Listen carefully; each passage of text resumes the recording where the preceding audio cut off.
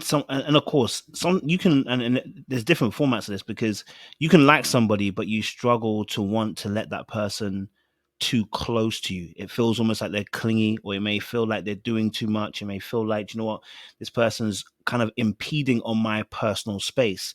Some people we like to keep our personal space. And I was just talking to a friend about this the other day, and I was like, normal if I like you, I don't mind you impeding on my space for a little bit. But if you do too much, I start getting annoyed. Whether you're my girlfriend, whether you're a friend, you start impeding on my space. And it's because I like to hold a certain level of independence. And that person clinging to me gets annoying.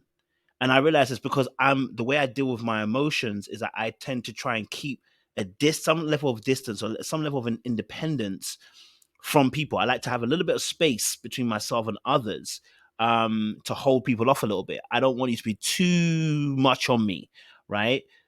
But it's my attachment style. And so when she was saying that, I truly do believe that was her genuine thing. I'm not a great kisser. Like, why was she? Because for her to do kind of like you know depreciate herself in that moment, I was like, yeah, no, she's telling the truth. She ain't lying about that. She generally does feel that way. And of course, is added with the fact that she doesn't want to kiss him as well. So it's like, it's a double whammy. You know what I mean? Like, you don't like to do that behavior. And then this person, you don't like them either. It's even more annoying. You know what I mean? So, but it's something that she's going to have to work through to get over. Because when they had a conversation later on, when they were talking, um, she was like, oh, I don't want you talking at me. I want you to talk to me, because he did go on a little monologue. I can't lie to you. Shaq be doing little monologues, and the monologue was a little bit of a let me teach you moment.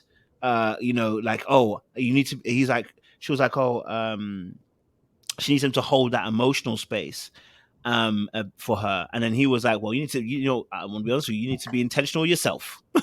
You need to be intentional with yourself. You need to be intentional with yourself. And then that's when he went a little bit of a monologue talking about how, and it was so funny because she was like, she basically she wants to have more space to be able to be more emotive and talk about herself. And Shaq was like, I feel like I talk too much about myself in this relationship. But the very next thing that he does is then he says, you know what, advocate for yourself, and then the camera cuts, so we don't know if she spoke. It cuts and he ends up talking for the next minute or so about himself. So the very thing that you telling me that you don't want to do much of, you keep doing.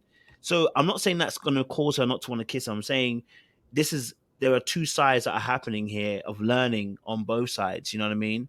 So it was just interesting to kind of see that aspect as well. So yeah, I don't know that part. Only you open your mic, go for it.